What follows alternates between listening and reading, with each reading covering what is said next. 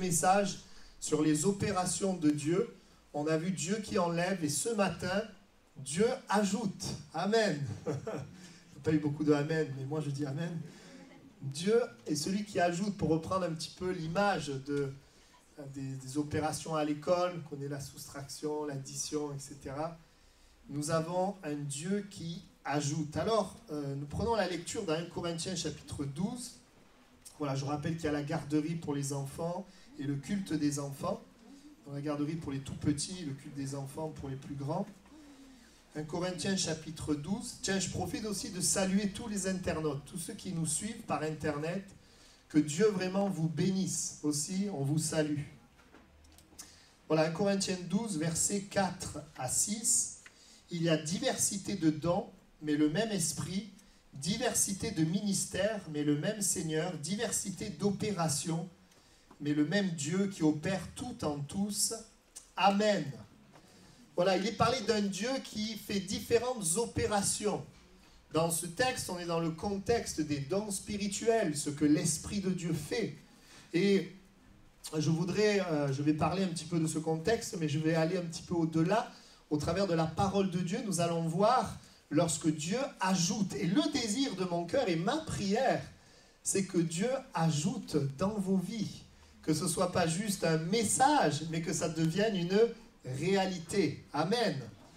Dieu est un Dieu qui ajoute. Premièrement, et dans ce contexte des dons spirituels, si vous regardez 1 Corinthiens 12, 1 Corinthiens 14, vous verrez que ce que Dieu fait, il le fait d'abord au sein de l'Église, certes, mais il le fait aussi envers les incroyants.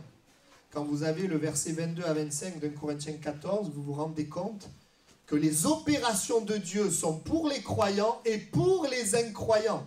Amen. Heureusement, parce qu'au départ, on n'était pas croyants, mais parce que Dieu a opéré, on est devenu croyants. Amen.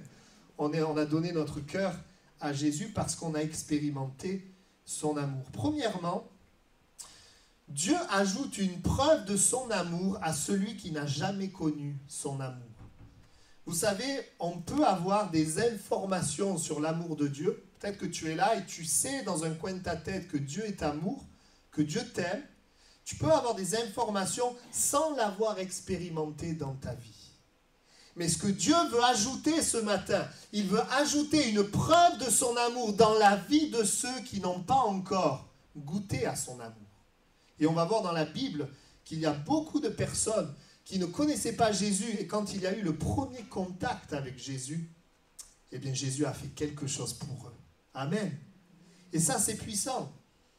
Il est celui qui prouve son amour à celui qui n'a jamais connu. Bien sûr, j'ouvre une parenthèse, quand il manifeste son amour à celui qu'il n'a jamais connu, ensuite on le connaît, on l'aime et il continue de nous aimer, hein, bien sûr. Mais le Seigneur a mis sur mon cœur, je le crois ce matin, il veut agir dans la vie de ceux qui ne l'ont pas encore connu, qui ne l'ont pas encore vécu, qui n'ont pas encore goûté la parole vivante de Dieu, ou qui n'ont pas encore vu Dieu agir dans le domaine de leur vie. Peut-être dans ta famille, dans ta santé, peut-être dans le sens de ta vie, peut-être dans tes combats ou dans tes relations. Il est le Dieu tout-puissant qui se manifeste. Si je vous demandais ce que vous préférez, avoir un livre sur l'amour, donc qui vous détaille tout ce que c'est que l'amour, ou avoir quelqu'un avec qui échanger l'amour, qu'est-ce que vous préférez ? Le livre, la théorie, ou la personne que tu vas aimer et qui va t'aimer, la pratique. Beaucoup de gens dans ce monde ont des informations sur Dieu, que Dieu est amour, mais ne le vivent pas dans leur vie. Mais le cœur de Dieu, c'est que tu le vives.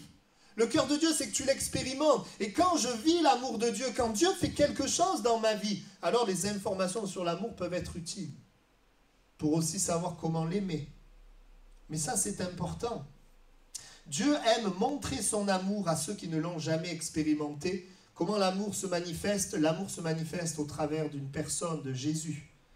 Et dans la Bible, dans ce texte, il est parlé des dons de l'Esprit de Dieu qui agit. Et dans les dons de l'Esprit, il est parlé de paroles, des paroles de Dieu qui viennent produire la vie. La Bible parle de paroles de sagesse.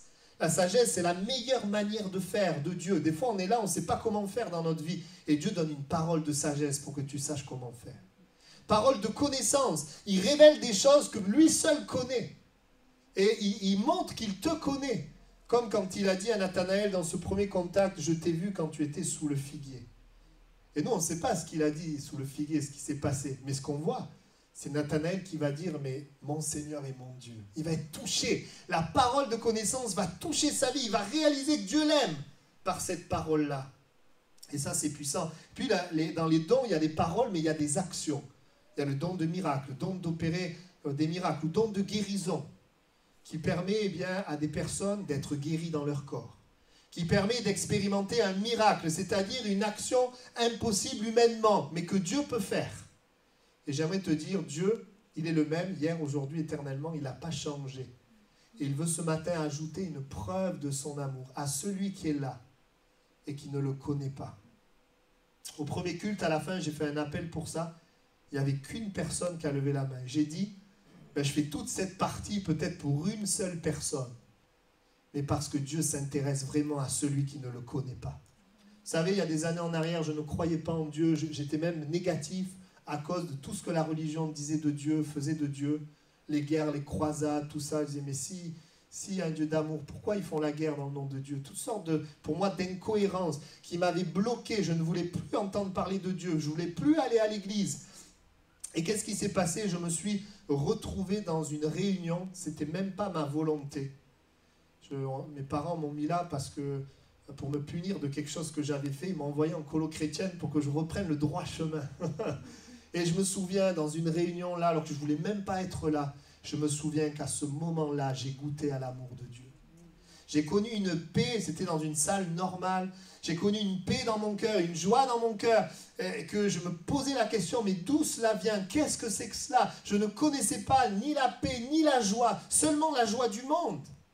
Des sorties, des soirées, et je ne connaissais pas cette joie-là. Et quand ce jour-là, j'ai connu ça, j'ai compris que Dieu m'aimait, qu'il existait. Je ne connaissais pas la Bible, je n'avais pas lu la Bible, mais suite à ça, j'ai commencé à aller à l'église parce que j'ai compris que Dieu existait. C'est ça que j'ai compris, que Dieu m'aimait. Et c'est après, bien sûr, Dieu a pu continuer de montrer son amour. Alors que tu sois athée, catholique, musulman, ce que tu veux, j'aimerais te dire une chose. Si tu as besoin dans ta vie qu'il se passe quelque chose, Dieu veut montrer son amour à ta vie au travers de Jésus-Christ. Amen. Vous savez, quand Jésus vient sur la terre il y a 2000 ans, qu'est-ce qu'il fait? Il parle du royaume de Dieu. Il annonce le royaume de Dieu, mais il ne fait pas que de parler. Il démontre le royaume de Dieu. Il parle du royaume, de la paix, la joie, l'éternité, du Père, de Dieu. Mais il vient guérir ceux qui sont malades. Il vient délivrer ceux qui sont dans l'oppression, ceux qui sont dans des tourments. Il vient les délivrer. Il vient pourvoir à ceux qui sont venus l'écouter. Il vient multiplier la nourriture. Il vient calmer la tempête. Il manifeste la puissance de Dieu. Et c'est intéressant de voir que bien souvent, Jésus a agi et c'était souvent le premier contact. On voit que c'était souvent le premier contact. Je pense à la femme à la perte de sang. Elle avait entendu parler de Jésus, mais elle s'est dit en elle-même, si je le touche, je serai guérie. Elle n'avait pas encore touché, elle n'était pas encore au contact. Elle y est allée, elle l'a touché et elle a été guérie. Je pense à cet homme, on en a parlé récemment, qui était à la piscine de Bethesda. Il était là depuis 38 ans, paralysé. Il ne connaissait rien. Jésus vient, le premier contact avec Jésus. Et Jésus lui rend la santé. Je pense à tous ces lépreux qui ne pouvaient pas être au contact des gens. Ce lépreux qui vient au contact de Jésus. Si tu le veux, tu peux me rendre pur. Jésus dit, je le veux, sois pur. Je suis touché de voir que Jésus, au contact des gens qui ne le connaissent pas, que Jésus les touche, Jésus agit dans leur vie, Jésus leur montre qu'il les aime. Il n'attend pas qu'ils changent, il n'attend pas qu'ils croient en lui. Non, il le fait par amour. Bien sûr, il suscite la foi. Il parle, il dit que tu sois guéri, lève-toi et marche. Il suscite la foi, mais il les touche et il agit dans leur vie. Et j'aimerais te dire, oui, ce matin, nous avons la foi pour que toi qui n'as pas connu Dieu, qui connais que des informations, tu puisses connaître la parole vivante de Dieu et l'action de Dieu dans ta vie. Et Dieu va le faire, amen. Il le fait parce qu'il est vivant et parce qu'il se révèle. Il se révèle, pardon. Je pense à la foule, vous savez, à un moment donné, la foule, elle goûte au pain, le pain multiplié, et puis ensuite, elle revient vers Jésus, et Jésus leur dit, mais vous venez parce que vous avez mangé le pain, et puis Peut-être ils s'attendent à avoir un autre miracle. Mais Jésus leur dit, travaillez pour la nourriture qui subsiste pour la vie éternelle. Et c'est vrai qu'il y a quelque chose de spécial au premier contact, quand tu ne le connais pas, que tu n'as jamais goûté. Dieu veut le faire parce qu'il veut se révéler à toi. Il veut que tu saches qu'il existe et il veut que tu saches qu'il t'aime. C'est pour ça qu'il fait des miracles et que souvent, nous les croyants, on voit Dieu agir plus souvent envers les incroyants. Vous avez remarqué? Mais en fait, ce n'est pas qu'il agit plus, c'est qu'après, quand on est croyant, on apprend à marcher avec lui. Il continue d'agir, mais on apprend à activer notre foi aussi. Nous avons un Dieu qui est puissant, un Dieu qui est vivant. Amen. Donc, premièrement, ce matin, Dieu ajoute une preuve de son amour à celui qui n'a jamais connu son amour. Deuxièmement, Dieu ajoute une conviction pour une transformation. Beaucoup de gens dans le monde veulent changer parce qu'ils se rendent compte que c'est compliqué de construire une famille heureuse, c'est compliqué d'être stable, de réussir, c'est compliqué, ce monde est compliqué, il y a des combats, des difficultés. La relationnelle avec les hommes, c'est compliqué, c'est très compliqué. Et voici ce que Dieu, vous savez, Dieu a créé l'homme avec une conscience du bien et du mal. Et des hommes l'étouffent et d'autres écoutent leur conscience. Il y a une chose qui est sûre, même si nous avons une conscience, la Bible dit que l'homme est pécheur. Et que donc l'homme ne fait pas le bien qu'il voudrait faire et qu'il fait le mal qu'il ne voudrait pas. Et donc même si l'homme veut changer, eh bien il n'arrive pas de manière durable à changer. Il arrive à changer 3 jours, 1 semaine, certains très forts 2 mois, mais il n'arrive pas à changer durablement. Alors Dieu donne une conviction pour une transformation. Dans la parole de Dieu, il y a ce texte où Pierre va prêcher et des hommes, des femmes vont avoir le cœur touché et ils vont dire qu'est-ce qu'il faut faire? Et Pierre va leur dire, acte 2, 38, « Repentez-vous et que chacun de vous soit baptisé au nom de Jésus-Christ pour le pardon de vos péchés et vous recevrez le don du Saint-Esprit. » Vous recevrez le don du Saint-Esprit est la clé pour tout changement et transformation. Pourquoi un chrétien, un véritable chrétien, peut vivre une vie de transformation? Parce qu'un véritable chrétien accueille l'Esprit de Dieu en lui. Et que c'est l'Esprit de Dieu en lui qui peut le transformer et le changer. Et donc Pierre il dit, vous recevrez le don du Saint-Esprit. Mais à quel moment? Au moment où vous allez vous repentir. Repentez-vous.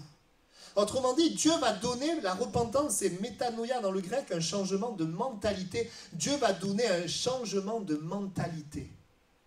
Dieu donne une nouvelle mentalité. Dieu donne une nouvelle mentalité pour que nous soyons transformés. C'est ce qu'on appelle après par la suite la nouvelle naissance. Nous naissons d'en haut, une nouvelle mentalité. L'Esprit de Dieu vient habiter en nous. Et c'est vrai que dans notre monde, ce n'est pas à la mode d'accepter d'être convaincu qu'on a fait le mal. En général, on préfère nous dire qu'on est gentil, on est bon, on est bien et qu'on ne vienne pas me dire ce qui ne va pas. Seulement, si vous regardez bien, c'est l'orgueil qui amène la chute de l'homme. C'est le fait de ne pas se remettre en question qui détruit les relations. Et Dieu, dans son amour, donne une conviction de péché où je réalise que je suis sans Dieu, que j'ai fait mal, j'aurais dû venir à Dieu, être avec Dieu. Le fait d'être sans Dieu, eh bien, amène toutes sortes de condamnations sur ma vie et toutes sortes de malheurs. Convaincu que j'ai blessé, que je suis allé contre le cœur de Dieu et la volonté de Dieu. Convaincu que dans ma vie, j'ai besoin d'un changement. J'ai besoin de me tourner vers Dieu. Et là, je peux parler bien sûr à des gens qui ne connaissent pas Dieu, mais pour le croyant qui connaît Dieu, j'aimerais vous dire que l'Esprit continue de nous convaincre de ce qui est bien et de ce qui est mal. Afin de nous amener de jour en jour, mois après mois, année après année, à ressembler de plus en plus à Jésus. Et il nous transforme. Mais il nous transforme si nous acceptons cette conviction. Cette conviction qui nous permet d'être changé, d'être transformé. C'est tellement important. Dieu nous donne une nouvelle mentalité. Vous savez, dans notre monde, on voit d'un bon œil le fait d'avoir raison, mais ça nous maintient pareil. On voit d'un mauvais œil le fait de reconnaître le mal qu'on fait, mais c'est ça qui nous transforme. Et je dis souvent, quand il y a un couple, une des clés pour réussir la vie de couple, c'est que les deux sachent se remettre en question. Parce que si on a un qui ne se remet pas en question, eh bien, il n'y a pas de changement possible, pas de transformation possible. Et Dieu, pour nous transformer, nous changer, nous convainc du mal, du péché qui est là en nous, de notre besoin de Dieu. Il nous convainc. Il éclaire notre conscience du bien et du mal. Il vient nous éclairer. La parole de Dieu dit qu'il y a une tristesse selon Dieu. Parce que c'est vrai, quand on reconnaît qu'on fait mal, ça met une tristesse. Je me suis raté, trompé, j'ai fait du mal. J'ai pas fait le bien. Jusqu'à aujourd'hui, j'ai vécu pour moi sans considérer les autres. Il peut y avoir une tristesse, mais la Bible dit que la tristesse selon Dieu, elle produit une repentance avec un fruit qui est la vie. Alors que la tristesse du monde produit la mort. Dans la parole, vous avez un exemple. Vous avez un homme, David, et un homme, Saül. Samuel va lui dire, la royauté t'est enlevée, parce que tu as péché contre Dieu. Et bien sûr que Dieu voudra convaincre son cœur, mais Saül ne se laissera pas convaincre. Pourtant, extérieurement, il va dire, j'ai péché. Ah, on dirait qu'il se repent. Il va dire, j'ai péché. Mais il va dire ensuite, honore-moi en présence des anciens de mon peuple, en présence d'Israël. C'est-à-dire qu'il est triste, non pas d'avoir blessé le cœur de Dieu, il est triste de ce que tout lui échappe. Et il est en train de dire, j'ai péché, non, donne-moi, je veux être élevé, je veux être honoré, je ne veux pas les conséquences du péché, je veux que tu changes, je veux que tu changes la situation, mais sans changer mon cœur. Et il va mourir par la suite. Il va perdre la royauté. À la différence de David, qui va pécher lui aussi. Parce que Saül et David sont deux hommes qui ont péché. David va pécher. Mais à la différence de Saül, il va dire, j'ai péché contre toi seul. Pourtant, il a péché avec une femme, avec des hommes, contre des gens. Mais il réalise que c'est contre Dieu qu'il a péché. Il n'est pas triste juste de la conséquence. Il est triste de la cause. J'ai péché contre toi seul. En sorte que tu seras juste dans ta sentence, sans reproche dans ton jugement. Il n'essaie pas d'esquiver. Il n'est pas victime, mais il est responsable. Et quand Dieu nous convainc, il nous place en position de responsable. Certains me diront, oui, mais David, tu sais, un tel, il m'a fait du mal, un tel, il m'a fait du mal. C'est sûr, on est dans un monde pécheur où, eh bien, on nous fait du mal et on fait du mal aux autres. Mais nous, nous rendons compte devant Dieu de nous-mêmes, pas des autres. Chacun rend compte pour lui-même. Et la parole de Dieu nous dit, un jour, nous passerons devant Dieu. Et il y a quelque chose de très important, si nous savons que c'est vrai. En Jésus, nous sommes pardonnés, nous sommes réconciliés, nous sommes purifiés. Cela vient quand nous acceptons d'être convaincus de péché. Convaincus.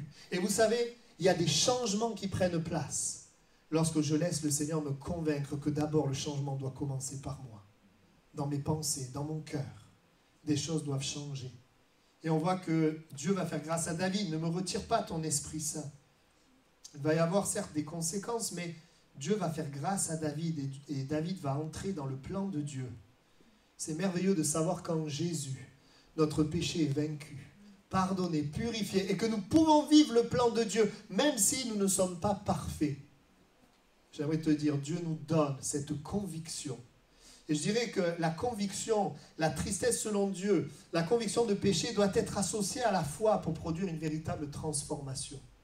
La foi en quoi? La foi dans le fait que Jésus est mort pour me pardonner, pour me purifier, pour me changer. Il m'a mis à part pour lui. Amen. Dieu ajoute un éclairage du mal avec une volonté de couper pour transformer nos vies. Il nous éclaire afin que nos vies soient transformées. J'aimerais te dire, si aujourd'hui peut-être tu as du mal à accepter de te remettre en question, j'aimerais te dire que c'est ce que Dieu donne afin de nous transformer, afin de nous changer. Et c'est ce que nous voulons. Et c'est une bénédiction pour ceux qui nous entourent lorsque le cœur se laisse changer, transformer. Aujourd'hui, il y a beaucoup de divisions, beaucoup de choses parce que des cœurs ne changent pas. Mais qui peut changer un cœur? Dieu seul est capable. Troisièmement, Dieu ajoute sa direction pour vaincre ce qui triomphe de toi. Il y a dans la vie de beaucoup de gens des luttes et des combats. Il y a ce que j'appelle des péchés qui veulent nous tenir.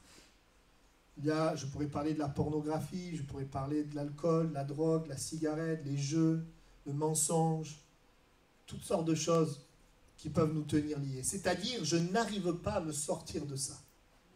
Mais il y a aussi des choses plus subtiles. Notre cœur qui peut être attaché à quelque chose et qui n'arrive pas finalement à vivre sans cette chose-là. La chose peut être quelque chose qui n'est pas péché, mais le problème est que je ne peux pas me passer de cela. Et nous pouvons être comme liés, esclaves du regard des autres. Je n'arrive pas à vivre ma vie sans penser à ce qu'on va penser de moi. Nous pouvons être esclaves de plein de choses. Et le Seigneur a mis sur mon cœur de partager un aspect de la victoire. La victoire, la Bible dit, quand Paul dit « Mais qui me délivrera de ce corps de mort? Grâce soit rendue à Dieu par Jésus-Christ. » La victoire, c'est Jésus-Christ. Jésus, à la croix du Calvaire, a porté péché, fardeau. Il les a portés pour que nous, on triomphe. Et c'est vrai que quand les gens viennent à Jésus, il y a plein de choses qui changent. Ils sont spectateurs de ce que Dieu fait. Amen. Mais il y a aussi, parmi ceux qui ont donné leur cœur à Jésus, des personnes qui n'arrivent pas. Je pense à la nourriture, qui peut être une addiction également. Je pense à l'orgueil. Je pense qu'il y a tellement de choses qui peuvent nous tenir. Et il y a un point que je voudrais partager avec vous. Dieu va ajouter sa direction pour que toi, tu puisses vaincre ce qui triomphe de toi. Qu'est-ce que ça veut dire? Eh bien, pour être vainqueur, il ne suffit pas de ne plus faire ce qu'il ne faut pas, de ne plus écouter ce qu'il ne faut pas. Il ne suffit pas de dire juste non à ce qu'il ne faut pas, mais il faut dire oui à ce qu'il faut. Il faut dire oui à ce que Dieu veut. Et je vais donc vous parler de différents passages de la parole de Dieu. Peut-être que je dis, moi je ne veux pas aller dans la direction du péché, mais il faut que tu ailles dans la direction de Dieu. Si tu ne vas pas dans la direction du péché, mais que tu en restes là, tu retourneras dans le péché. Tu as besoin d'aller dans la direction de Dieu. Marchez selon l'esprit et vous n'accomplirez pas les désirs de la chair. Le fait de ne pas vouloir aller dans la chair ne suffit pas, il faut marcher selon l'esprit. Chercher sa présence, chercher le contact avec lui, que notre cœur crie vers lui. Et c'est là que je peux être vraiment vainqueur. Je parlais de ça au premier culte, il y avait plusieurs jeunes qui étaient esclaves de la pornographie et on leur a demandé de rendre témoignage comment ils ont été délivrés. Et j'étais particulièrement attentif puisque dans le service de Dieu, nous rencontrons souvent des choses comme ça. Alors je voulais voir comment ils s'en étaient sortis. J'ai écouté tous les trois et j'ai remarqué une chose, c'est que tous les trois, ils ont eu une démarche envers Dieu. Tous les trois, ils se sont appuyés sur une parole de Dieu qui n'était pas la même pour les trois. Pourtant, la parole, c'est la même pour tout le monde. Mais eux, ils ont eu une démarche de cœur, d'aller vers Dieu, de s'appuyer sur la parole de Dieu. Et ils ont été délivrés. C'est-à-dire qu'ils n'ont pas attendu que la solution tombe du ciel. Ils sont allés chercher la solution, ils sont allés vers Dieu. Et chacun avait des paroles différentes et les paroles les ont affranchis parce qu'il y avait cette démarche d'aller vers Dieu, ce cri du cœur. Et ça, c'est important. Ainsi, Romains 6,11, vous-même, regardez-vous comme mort au péché. Oui, je dois voir que je suis mort au péché, mais ce n'est pas fini. Et, comme vivant pour Dieu en Jésus-Christ. Je suis mort au péché, mais ça ne suffit pas. Je suis maintenant vivant pour Dieu en Jésus-Christ. Je ne vis plus pour moi, je vis pour Dieu.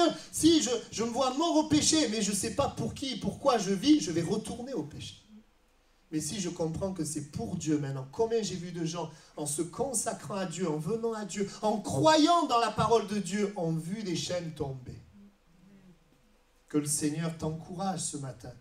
Il y a un texte dans la Bible qui dit que quand il y a des démons dans la vie de quelqu'un et que ces démons sortent, eh bien, ils reviennent ensuite pour s'installer. S'ils voient la maison vide, ils s'installent. Mais si la maison n'est plus vide, ils ne peuvent plus s'installer. Et j'aimerais te dire ceci. Oui, le diable, il frappe à la porte de notre vie tous les jours. Tous les jours. C'est pour ça que nous, il faut aller dans la présence de Dieu aussi tous les jours. Et alors que nous sommes dans cette démarche de l'aimer, de le chercher, de venir à lui, juste simplement chercher sa présence, les chaînes tombent, l'ennemi ne peut pas entrer. Amen. Et plusieurs versets nous le disent. J'ai mis devant toi le chemin, j'ai mis devant toi la vie et la mort, la bénédiction et la malédiction. Il y a la malédiction, il y a la bénédiction.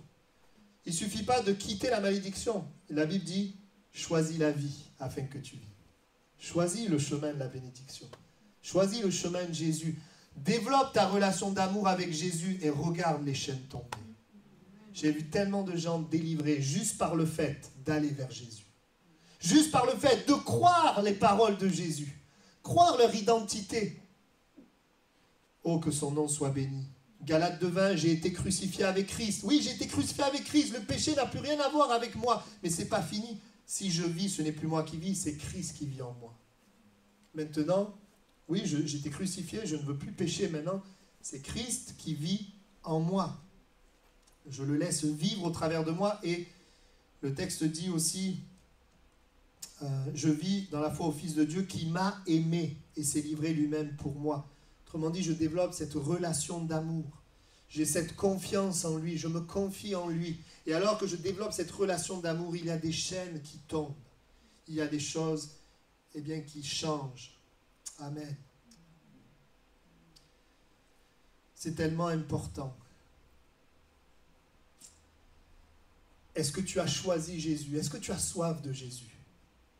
Tu ne réalises peut-être pas, mais en ayant soif de Jésus, c'est comme si tu enlevais les prises sur ta vie pour le diable. Il ne peut pas s'accrocher à toi. Quand notre cœur est partagé, là, c'est plus compliqué. Mais quand notre cœur est entier, alors, j'aimerais vraiment t'inviter à avoir soif de Jésus, à aimer Jésus, t'inviter à croire ce que Jésus dit, à repasser dans ton cœur ce que Jésus dit. Dieu, oui, donne sa direction pour vaincre ce qui triomphe de toi. Je pense à Pierre dans la Bible. On voit qu'il va vivre une pêche miraculeuse et il va dire « Retire-toi de moi, je suis un homme pécheur ». Est-ce qu'on sait les péchés de Pierre? Non, on ne sait pas de quoi il s'agissait, mais c'est un homme pécheur, évidemment, comme tous les hommes. Mais on se rend compte que, je me dis, mais si c'était arrêté là, bon, il voit le miracle, Jésus s'en va, moi je crois qu'il serait retourné à ses péchés. Mais Jésus lui donne une parole, une direction. Il lui dit maintenant, suis-moi. Et le fait que Pierre ait suivi Jésus, forcément, il y a des choses qui ne pouvaient plus s'attacher à lui. Est-ce que Pierre était parfait? Non, il va encore pécher, même volontairement. Mais il n'y a plus la puissance du péché. Alors, ils ne sont pas nés de nouveau à ce moment-là, évidemment. Jésus est avec eux, mais l'Esprit n'est pas en eux. Mais nous voyons que le fait qu'ils suivent Jésus va lui permettre de vivre le plan de Dieu. Et c'est important pour nous. Si nous suivons Jésus, il y a des choses qui lâchent. Il y a des choses qui tombent par le fait de suivre Jésus, de chercher Jésus. Jésus dira à Pierre dans ses premières fois où il le voit, tu es appelé Simon, tu seras appelé Céphas, ce qui signifie Pierre. Quelqu'un de solide, il lui donne comme une parole. Tu vas devenir quelqu'un de solide. Il vient mettre une nouvelle parole dans son cœur, qui va l'aider. Bien sûr, il va y avoir quand même la chute, parce qu'il y a des choses qui ont besoin de se produire dans la vie, le cœur de Pierre. Mais il va suivre Jésus. Et ça, c'est important. Amen. Les gens sont libérés en acceptant la direction de la parole de Dieu. J'ai vu des gens qui ne connaissent pas Jésus, ne connaissent pas Dieu, et dans une réunion, Dieu leur parle et leur montre qu'il a un appel sur leur vie, alors qu'ils ne connaissent même pas Dieu. Et cette parole va les délivrer du péché, va les amener à rencontrer Dieu et à marcher avec Dieu. C'est extraordinaire. D'autres sont libérés par la parole qui montre leur identité. Tu saisis cette parole qui montre qui tu es en Christ et tu commences à te voir non plus comme tu te voyais avant, mais tu commences à te voir comme Jésus te voit, comme la parole de Dieu nous le dit, et ça vient te délivrer de certaines choses.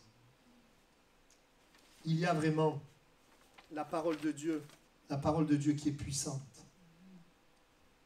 Tu peux lutter avec la tristesse. Certaines sont là dans une tristesse constante, sans arrêt, et chercher à se battre contre la tristesse. Mais si tu viens à Jésus qui est la joie, tu commences à t'appuyer sur la parole de Dieu qui amène la joie, parce que c'est une parole d'espoir.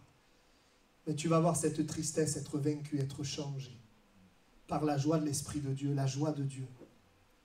Si tu luttes avec la colère, te mets en colère, tu cherches le Seigneur, tu verras que le Seigneur, il va te montrer une direction, il va t'éclairer. Il va t'amener à aimer les gens. Il va t'amener à montrer que tu dois les aimer, les respecter. Il va t'éclairer, il va te parler, il va te donner la force, il va t'aider. Alors que je suis avec lui, il me donne la capacité de ne plus être comme avant. Est-ce que je suis parfait? Non. Je Je ne suis pas parfait, mais je marche vers la perfection. Je change de gloire en gloire. Amen. Si tu es dans la jalousie, la solitude, Dieu va te montrer la valeur que tu as à ses yeux et cette parole peut te délivrer de la jalousie. Il va te montrer qu'il est avec toi et cette parole peut te délivrer de la solitude. Mais voyez, je peux le dire comme ça ne change rien. Mais quand cette chose-là, elle est crue, acceptée, c'est une lumière, une révélation, ça nous délivre de nos chaînes. Et quand est-ce que ça vient? Très souvent, quand un homme, une femme crie vers l'Éternel, vient vers Dieu, cherche, a besoin de Dieu. Dieu ajoute sa direction pour ta délivrance. Amen. Quatrièmement, je voudrais parler maintenant de ceux qui rencontrent des épreuves, qui rencontrent des souffrances dans leur vie, des combats dans ta famille, peut-être au niveau pour t'en sortir financièrement dans ce temps de crise, dans ta santé. Ça peut être dans différents domaines de ta vie, ou même dans ton cœur. Des fois, vous savez, tout va bien, mais dans notre cœur, ça ne va pas. Eh bien, Dieu veut t'ajouter quelque chose ce matin, dans ce que tu es en train de traverser. Qu'est-ce qu'il ajoute? C'est très simple. Il ajoute une parole. Une parole par rapport à ce que tu es en train de vivre. Et j'ai la foi, je crois, avec vous, que Dieu va ajouter des paroles dans la vie de ceux qui rencontrent des difficultés. Parce que même si on connaît Dieu, on connaît la parole générale de Dieu, on peut se retrouver dans une situation difficile sans réussir à s'accrocher à quelque chose. Parce qu'il y a besoin à un moment donné de réaliser que la parole de Dieu est pour ma situation. Et ça peut se faire quand Dieu te parle par un don, mais ça peut se faire tout simplement alors que tu es en train de méditer la parole et de chercher une solution. Il y a véritablement une parole que Dieu veut nous donner. On a vu la dernière fois, il est le Dieu qui enlève, il peut enlever les combats, les épreuves, merci Seigneur. Quand il n'enlève pas le combat, il peut enlever le feu. Hein, s'il n'enlève pas le pouvoir du feu, le pouvoir de l'épreuve sur ton cœur, on a vu ça. Mais il est aussi celui qui ajoute un équipement pour l'épreuve. Il est celui qui va ajouter une arme. Et l'arme, c'est l'épée de l'esprit qui est la parole de Dieu pour l'épreuve. Imaginez, tu es devant un lion, tu as peur. Bon, sauf s'il y a un grillage. Mais s'il n'y a pas de grillage, tu as peur. N'importe quel homme, il a peur. On est d'accord? Mais si tu as un fusil par terre, qu'est-ce que tu vas faire? Est-ce qu'avec le fusil et le lion, tu as peur? Tu as toujours peur, oui. Tu vas vite prendre le fusil et tu vas lui tirer dessus, normalement. C'est-à-dire que le lion, il n'est pas parti. Le lion, il est là, mais il y a quelque chose qui te permet de vaincre le lion, c'est le fusil. Et toi, tu es dans une épreuve, tu es dans un combat, tu dis, Dieu enlève l'épreuve, mais l'épreuve, elle est toujours là. Et Dieu te dit, moi, je te donne ma parole, je te donne le fusil pour que tu puisses triompher de l'épreuve. Mais c'est à toi de prendre le fusil. Tu peux rester pétrifié devant le lion, le fusil est là, et tu restes devant lui, et tu te fais manger alors que tu avais la solution. De la même manière, nous sommes dans des épreuves et des combats. Nous avons la parole, mais c'est à nous d'aller la prendre et la chercher. Et l'esprit qui est en nous, parce que c'est l'épée de l'esprit qui est en nous rappelle cette parole, la rend vivante à nos cœurs, et vivante par rapport à la situation qu'on traverse. Je me rappelle des années en arrière, quelques années, il y avait une situation par rapport à l'école de mes enfants. Je ne savais pas quelle décision prendre. Il y avait des difficultés, des combats, des problèmes. Et je ne savais pas quoi faire. Et j'ai dit, Seigneur, je vais m'appuyer sur ta parole. Parle-moi. Parce que, vous savez, quand vous avez des décisions à prendre, si vous ne savez pas ce que Dieu dit, dès qu'un problème arrive, le diable vous dit, tu vois, tu t'es planté. Oui ou non? Mais la vérité, c'est que ce soit le chemin de Dieu ou pas le chemin de Dieu, dans les deux chemins, tu as des problèmes. Ce n'est pas parce que Dieu te dit c'est là que tout sera nickel. Mais quand tu vas là, mais que tu sais que Dieu t'a parlé, quand ça se passe mal, tu dis non Seigneur, c'est toi qui m'as parlé, je sais que tu es avec moi. Et je me souviens, oui, il m'a donné une direction, ça a mis la paix dans mon cœur, il m'a donné un équipement face à cette situation. Et du coup, il y a la paix dans notre cœur. J'aimerais te dire, il veut te donner une parole dans la situation que tu es en train de traverser. Des fois, on a une situation dans notre vie, tout va bien, mais une autre situation, c'est vraiment difficile. Il est le Dieu qui ajoute une parole. Amen. Parfois, au début de la situation qu'on traverse, on n'a pas de parole. On est là, alors on connaît Dieu, on sait que Dieu est bon, tout ça, mais la peur, la tristesse peut être plus fort. Vous savez, quand Jairus il est venu vers Jésus, sa fille est malade, il n'avait pas de parole. Il s'est prosterné devant lui et il lui a dit « Viens au secours de ma fille ». Et le texte dit que Jésus va aller avec lui. Et vous savez, il va être arrêté après par la femme à la perte de sang. Donc il n'a pas de parole, il va vers Jésus, mais la situation va empirer. On va venir lui dire « Hé, laisse tomber, n'importe plus le mettre, ta fille elle est morte ». Et là, Jésus lui donne une parole.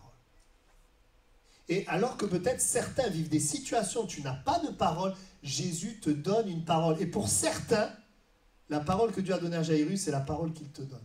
Qu'est-ce qu'il lui a dit? Ne crains pas, crois seulement. Ne crains pas, crois seulement. Parce que si Jésus ne lui donne pas cette parole, il peut s'en aller, il laisse tomber, c'est terminé. Mais il s'attache à la parole malgré la situation qui empire. Et Jésus va ressusciter sa fille. Alléluia. Donc il y a des moments, on est dans une situation, on connaît la théorie, mais dans notre cœur, ça ne va pas. Il y a besoin de faire confiance à Dieu, on a besoin de s'appuyer sur une parole de Dieu. Et il y a des moments où on a eu une parole, mais on la perd de vue. C'est-à-dire, on est dans une situation, Dieu nous a parlé, mais on perd de vue la parole. C'est comme s'il n'y avait plus de parole. Ça, on le voit dans la Bible, lorsque Marthe et Marie, elles envoient des personnes dire à Jésus, Lazare que tu aimes, il est malade. Et Jésus dit que cette maladie, elle est pour la gloire de Dieu. Jésus va donner une parole. Et puis, il va revenir et puis on voit que Marthe et Marie, quand Jésus arrive, il est mort. Elles sont là comme si Jésus n'avait rien dit. Et c'est pour ça que Jésus va dire, ne t'ai-je pas dit que si tu crois, tu verras la gloire de Dieu? Jésus va rappeler la parole qu'il leur a dit. Et Jésus va faire un miracle. Jésus va agir. Quand Dieu veut agir, frères et sœurs, il nous donne une parole que nous devons croire. Bien sûr, il est souverain, il peut agir de différentes manières, mais il y a un principe dans la Bible. Si tu crois, tu verras la gloire de Dieu. Mais croire quoi? Eh bien, croire ce que Dieu dit. Et nous avons la parole, la Bible et l'Esprit de Dieu. Et je crois ce matin, il veut te parler, je déclare, je prophétise qu'il va te donner une parole dans les jours à venir, sur ta situation. Parce qu'il est le Dieu qui ajoute, parce qu'il nous aime. Amen. Combien c'est bon de marcher avec la parole de Jésus. Amen. Vous savez, David, à un moment donné de sa vie, Dieu lui avait dit qu'il régnerait. Il y avait la parole. Mais comme Saül le poursuivait tout le temps, il risquait de mourir. Il était fatigué. Et à un moment donné, il a dit, je vais finir par mourir par la main de Saül. Qu'est-ce qu'il fait? Il montre qu'il a perdu de vue la parole. Il commence à dire, je vais finir par mourir alors que Dieu a dit qu'il va régner. On ne va pas lui jeter la pierre, hein. On serait à sa place, on ne sait pas ce qu'on aurait dit. Hein.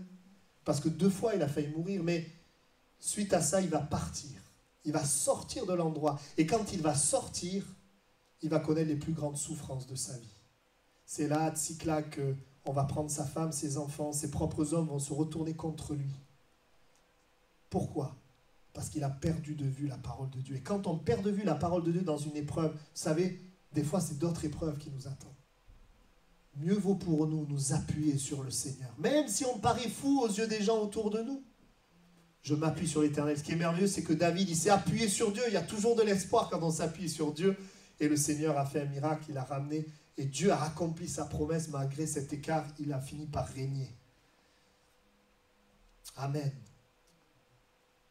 Que le Seigneur nous aide. Vous savez, notre combat, ce n'est pas pour que la vérité s'accomplisse. Notre combat, c'est pour que le mensonge parte. Parce que Dieu est Dieu. Jésus se lèvera le dernier. Jésus, il est vainqueur. On connaît la fin. Comme tu regardes un match de foot, tu sais déjà qui a gagné. On connaît la fin. À la fin, c'est Jésus qui remporte la victoire. Je n'ai pas besoin de lutter pour que Jésus soit vainqueur. Il est vainqueur. J'ai besoin de lutter pour que les mensonges ne viennent pas dans mon cœur. Et que la vérité de Dieu règne en moi. Voilà la lutte, le combat. Nous luttons contre un menteur. Quelqu'un qui veut dire il n'y a plus d'espoir pour toi, alors qu'en fait, il y a de l'espoir. Nous luttons, c'est ça notre combat. Notre combat, le champ de bataille, il est dans nos pensées. Et le diable se sert de ce qui est visible pour nous atteindre dans nos pensées. Mais Dieu se sert de sa parole pour transformer nos vies, pour agir dans nos vies. Amen. Je vois le temps qui passe. Je pense à Samuel, il ne laissait tomber à terre aucune des paroles de Dieu. Samuel vivait dans un temps très difficile, où les religieux étaient éloignés du cœur de Dieu. Élie, le sacrificateur, il n'était plus dans le coup. Ses fils, ils péchaient contre l'Éternel. Il est dans un temps où Dieu ne parlait plus, très peu. C'était rare, la Bible dit. Mais il ne laissait tomber à terre aucune des paroles de Dieu et Dieu lui a parlé à lui. Amen. Même si on est dans un monde difficile, Dieu parle. Amen. Dieu agit, Dieu donne des paroles à tous ceux et celles qui sont prêts à les recevoir. De croire. Je vais m'arrêter, mais je pourrais parler de Jésus dans le désert qui a répondu à Satan. Il est écrit. Je pourrais parler du peuple d'Israël dans le désert qui, lui, n'a pas voulu croire la parole, mais qui a préféré se plaindre et qui est resté dans le désert. Notre défi, et ce que Dieu veut nous donner, c'est une parole. Oui, des fois, il enlève l'épreuve, mais des fois, avant d'enlever l'épreuve, il nous donne un équipement pour que nous puissions combattre. Amen. Dernier point. Dieu ajoute une bénédiction quand tu enlèves ta direction.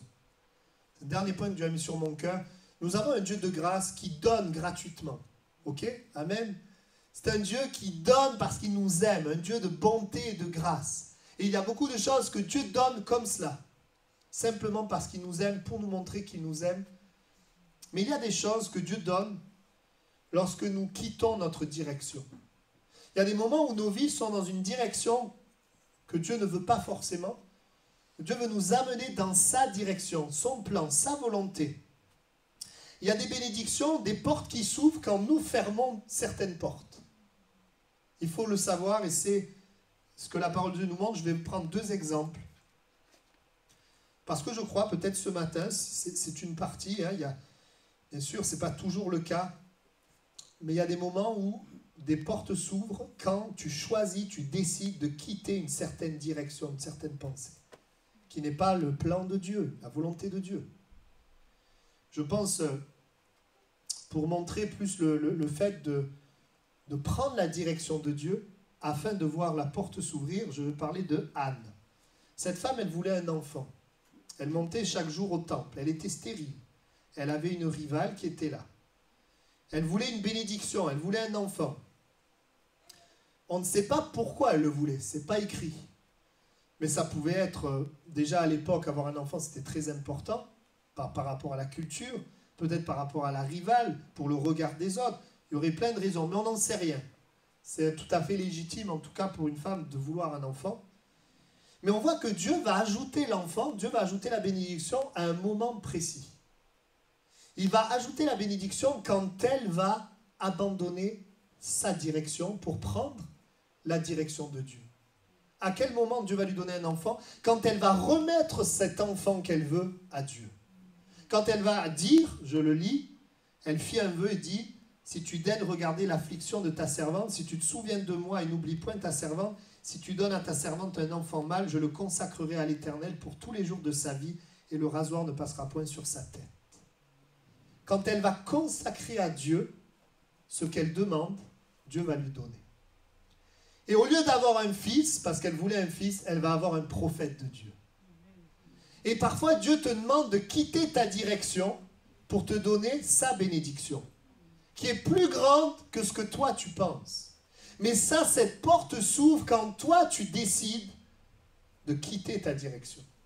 Quand toi tu décides de remettre les choses à Dieu. Il y a un autre exemple. Dans la Bible, c'est un jeune homme riche qui s'approche de Jésus et qui veut la vie éternelle.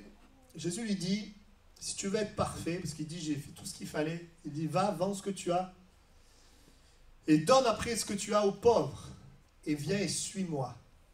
Et la Bible dit, suite à ce passage, que les disciples vont dire à Jésus: mais qu'est-ce qu'il va admettre de nous qui t'avons suivi?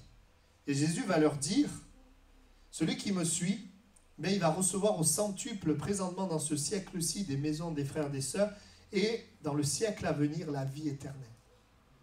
Jésus est en train de dire: Celui qui quitte sa direction pour prendre ma direction, il va y avoir une rémunération.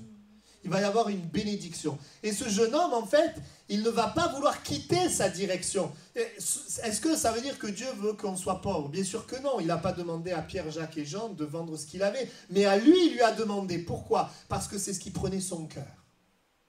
Et donc, qu'est-ce que Jésus voulait? Jésus voulait juste son cœur. Vends ce que tu as et suis-moi. Moi, je vais pourvoir. Mais le but que j'ai pour toi, ce n'est pas l'argent. Le but que j'ai pour toi, c'est la gloire de Dieu. Et ce jeune homme ne va pas vouloir quitter sa direction. Il va donc passer à côté de la bénédiction de Dieu. Et la Bible dit qu'il va repartir triste. Est-ce que ça veut dire que tout le temps Dieu nous demande de quitter? Non, pas tout le temps. Mais il y a des moments dans nos vies, le Seigneur nous appelle à quitter certaines choses. L'Esprit de Dieu nous travaille. Et peut-être qu'il le fait. Il te travaille. Peut-être tu es attaché à cette chose et Dieu te dit lâche-la. Fais-moi confiance. Laisse-moi entre mes mains. Et moi, je vais bénir, je vais agir. Amen. C'est ce que s'est passé avec Job. L'Éternel rétablit Job dans son premier état. Écoutez, quand Job eut prié pour ses amis. Ces amis-là qui lui ont dit, si tu es comme ça, c'est parce que tu as péché. Il a été trahi, il a été meurtri par ses amis. Il souffre, il a perdu ses biens, ses enfants, il est malade. Et au lieu d'avoir des amis qui l'aident, il dit, mais en fait, tu sais, si t'es comme ça, c'est que certainement tu as péché. Moi, je pense qu'il devait avoir, il a dû passer par des étapes de haine, d'amertume, etc. Mais quand Dieu dit, si tu lâches ça, tu leur en veux pas, tu pries pour eux, moi, je vais te restaurer, te bénir.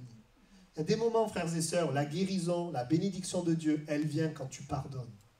Elle vient quand tu obéis à Dieu. Pas tout le temps. Pas tout le temps. Mais il y a des moments où c'est le cas. Où Dieu dit, quitte ta direction, prends ma direction, et tu vas voir la bénédiction de Dieu se manifester. Quand Jonas, au début, il a pris sa direction, il est parti à Tarsis. Il a eu des problèmes. Ça, c'est un autre point. C'est que quand tu suis ta direction, tu as des problèmes. Mais quand il est revenu de sa direction pour aller dans celle de Dieu, il a vécu un des plus grands réveils de l'histoire, Ninive. Bon, malheureusement, il avait un problème dans son cœur, donc il n'a pas su se réjouir. Mais quand tu prends la direction de Dieu, il y a une bénédiction qui t'attend. Quand tu suis ta direction, il y a des problèmes qui t'attendent. Alors, il faut que notre direction soit celle de Dieu. Amen. Et ça commence toujours par lui faire confiance. Je vais terminer maintenant. Je crois ce matin que Dieu veut ajouter. Et je priais, Seigneur, que tous ceux qui viennent ce matin, tu ajoutes quelque chose. Vous dites Amen. Amen. Vous ne venez pas juste pour écouter un message, j'espère. On vient pour que Dieu fasse quelque chose aussi. Et vous savez, souvent, c'est quand Dieu fait quelque chose, que nous, ça nous change, ça nous aide à aller de l'avant. Alors, on va prier, mais avant de prier, oui, j'aimerais dire ce matin, je pense à ceux qui sont au milieu de nous. Premièrement, Dieu ajoute une preuve de son amour à celui qui ne l'a jamais connu. Peut-être tu es là ce matin, et je sais aussi certains nous écoutent par Internet. Et tu n'as jamais expérimenté l'amour de Dieu. Tu en as entendu parler, tu as vu les autres le vivre, mais toi, tu n'as rien vécu. Tu n'as pas eu de parole, tu n'as pas eu d'acte. Mais c'est à toi que je parle. C'est à toi que Dieu veut se manifester. Maintenant, Dieu, comme je dis souvent, excusez-moi de manière familière, il ne défonce pas les portes. Il frappe à la porte, il entre si on ouvre. Alors je voudrais qu'on prie, maintenant s'il vous plaît, on va juste incliner nos têtes quelques instants. Et si tu es là ce matin, tu n'as jamais connu l'amour de Dieu. Et peut-être tu as des réticences, toutes sortes de préjugés sur Dieu, et je ne te juge pas parce que moi j'en avais aussi. Mais je suis là pour te dire que Dieu t'aime, et il veut te montrer qu'il existe et qu'il t'aime. Et tu as des problèmes, tu as des besoins. Et tu voudrais justement que Dieu ajoute cette preuve d'amour dans ta vie. Alors je te demande juste de lever la main. Je voudrais prier pour toi. Est-ce qu'il y a quelqu'un qui dit, oui, je voudrais que tu pries pour que Dieu fasse quelque chose dans ma vie, qu'il me montre son amour. Et j'aimerais prier pour toi. Y a-t-il quelqu'un comme ça qui le désire? Amen. Oui, Dieu te voit. Oui, Dieu vous voit. Dieu te voit. Dieu vous voit. Vous pouvez baisser la main une fois que vous l'avez levée. Oui, Dieu te voit. Amen. Dieu te voit. Tu peux baisser la main. Vous pouvez baisser la main. Oui, vous aussi, oui. Eh bien, on va prier maintenant. Père, je prie simplement, comme tu l'as fait quand tu es venu sur la terre. Dans ce premier contact avec les gens, tu les as aimés. Tu les as touchés. Tu les as guéris.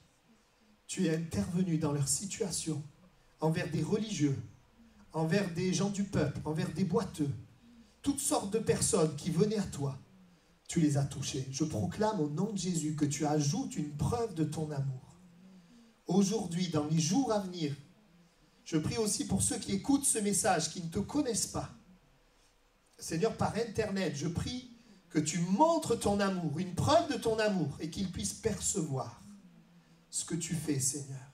Que leur cœur en soit béni, que leur cœur en soit touché. Bénis toutes ces personnes, fais-leur du bien. Étonne-les, montre-leur que tu es vivant et que tu agis dans leur vie.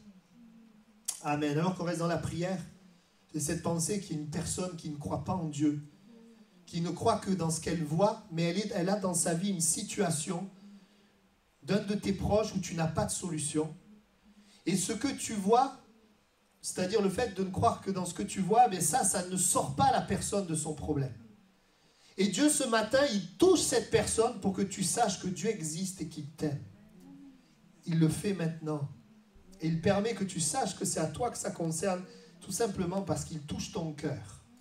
Il touche ton cœur.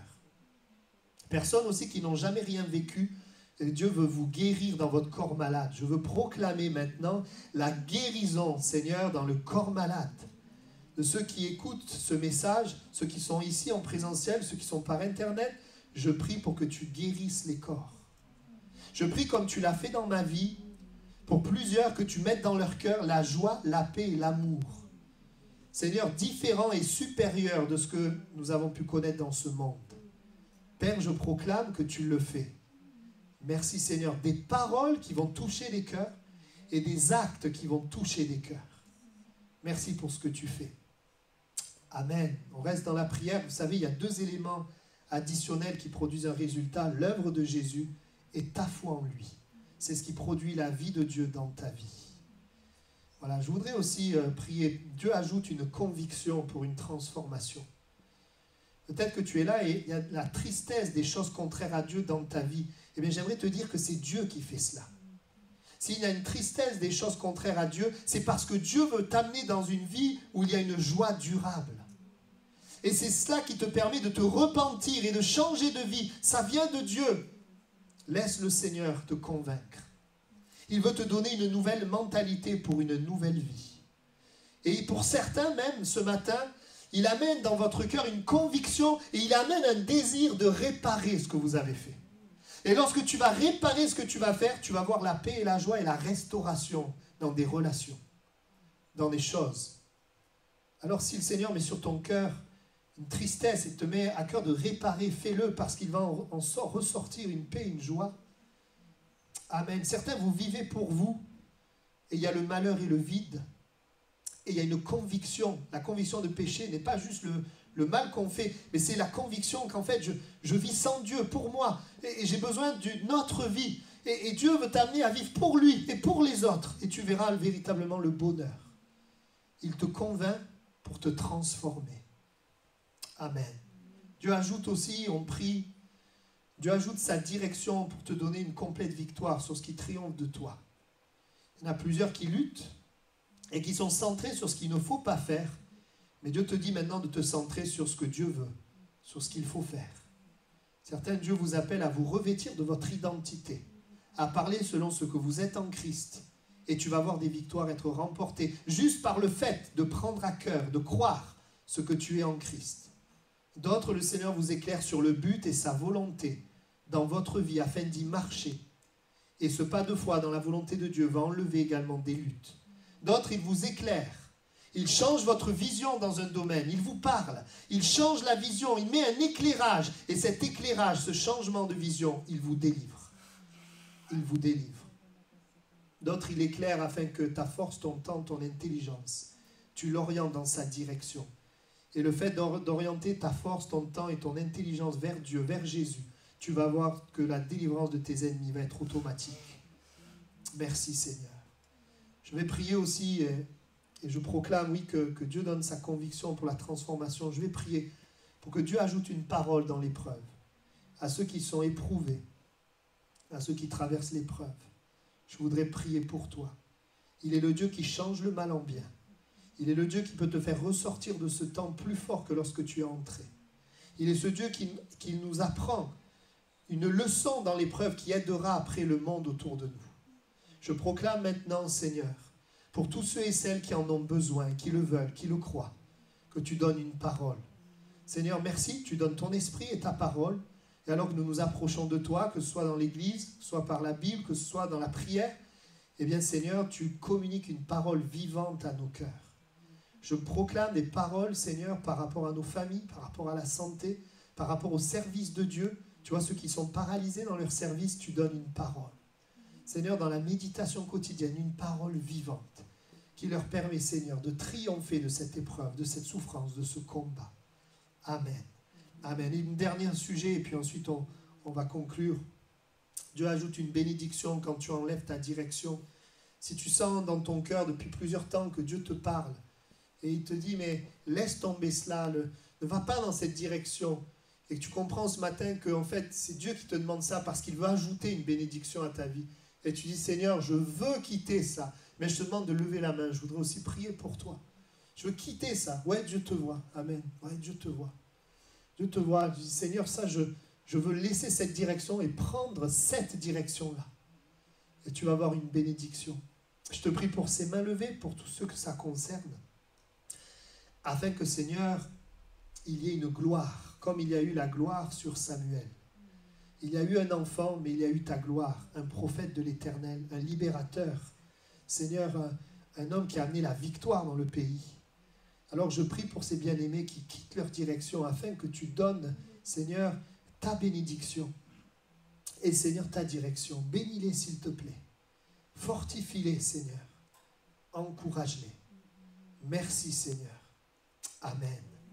Amen. Vous savez, si nous faisons mourir les semences de soucis et de plaisirs de la vie, nous permettons à la semence de Dieu de s'épanouir. Ça, c'est dans la parabole des terrains. Si nous nous accrochons à quelque chose qui ne produit pas ce que nous avons espéré, eh bien, il est temps de laisser cela et de faire confiance à Dieu. La porte que tu fermes permet à Dieu d'ouvrir une autre porte de bénédiction. Amen. Voilà, on va s'arrêter là pour ce matin.